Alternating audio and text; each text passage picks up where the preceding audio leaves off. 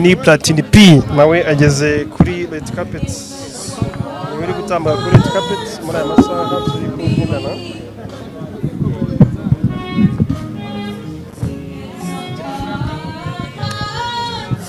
Yes, ni Platini rero ni umuhanzi umaze imyaka myinshi cyane muri ino minsi ari kwitegura no gushyira hanze indirimbo zitandukanye. Reka tuhite tumuprofita tumuvugisha. Yo P ako sesha izo interview zirateganyijwe man ziri muri duel. Okay so P yo pa mwaka mushya muhi turi kumwe amahoro nabonye nyaza. Turimo turagana ku musozi w'umwaka iyo usubije inyuma amaso muri no mwaka gahunda wari wihaye wishize kujanisha ubona barazigezaho ka izo ne deal zanjye uje muri show ya Kigali Boss Babes mubanye mute n'umubano wawe nabo meze gute? First of all Alia ngeje muri Kigali Boss Babes ntabeshe kubera Alia Cool. Alia Cool is my sister. Ngira ngo no mwaka nkwa 14 tubanye nk'inshuti. So batanyije igikorwa cyiza cyo gutwika umujyi wa Kigali. Ndavane baba reka mpabe ndindo kutaha. So Alia aho uri hose wumve yuko ngushigikiye. Alia buriya niyo yakwibongera amushyigikiye man. Platini umwaka urarangiye wa 2023 ukurikije ibikorwa bya Kebebe cyangwa Kigali Boss Babes. Kuri wowe hari n'abantu wagiye muri Nigeria, harabavuga yuko Alia hari abantu yaguje nabo. Kuri wowe Alia umufata gute cyangwa se by'umwihariko na Kigali Boss Babes? Alia is my sister. Akwemo n'ibyana birenze. Sorry. Alia Cool is my sister. Akwemo n'abana bakaze cyane. Nabibaha hopko. Urumva? Ladus is my friend too. Christelle is my friend.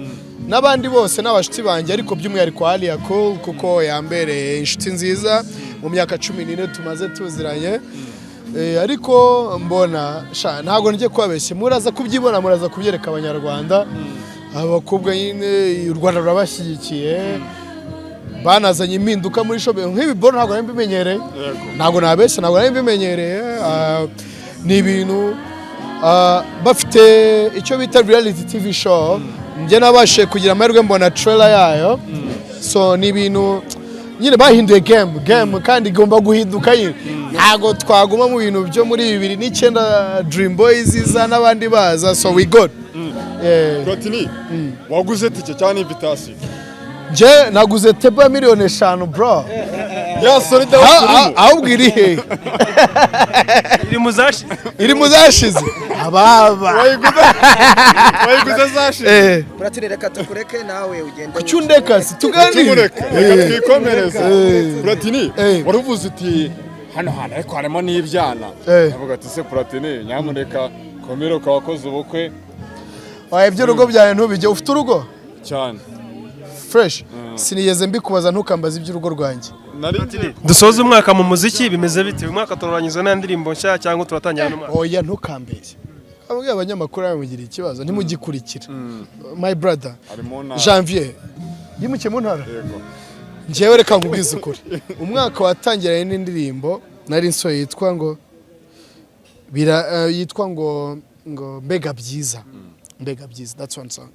Nta n'imyazi make yaciwe n'insori yitwa icupa niyo 10 yonyine sibyo kandi icupa shangiye nkora ibitaramo niba mwe mutajya mubijyamo it's up to you ariko one of the biggest song twagize muri uyu mwaka icupa mvuyemo ndekura EP iriwe ndimbo yishabo ntago mujye muzumva ariko shumizanye ntago muzumva ndakenda yeye oya banza musubiza akaba witoza so mfite EP nagiye nsora ama video make nasoye yitwa Slay Mama nzana indirimbo yitwa ntuze yitwa Same As Me nakorana na Linda Montez so ngiye mu muziki mba ndimo badashaka kubibona nuko na award oya award shana twaye nyinshi reka nzerekera nabandi so muri groupe se nta no muri solo nazitwaye best video best performer best shana agiye mbitwara ese urahura mbitwara umwaka wagaragajemo imbaraga nyinshi for sure urabyemera aho turi kugaragajemo imbaraga nyinshi video nziza ziri ku rwego ruri hejuru umwaka wa 2024 ni igice uteganyiriza abakunzi bawe umwaka tuzatangira ku wa mbere hari ikintu nicuza ntarakora sindakora igitaramo cyanjye bwite pe ariko Imana imfashe ibyumve ndashaka kugikora kabisa ya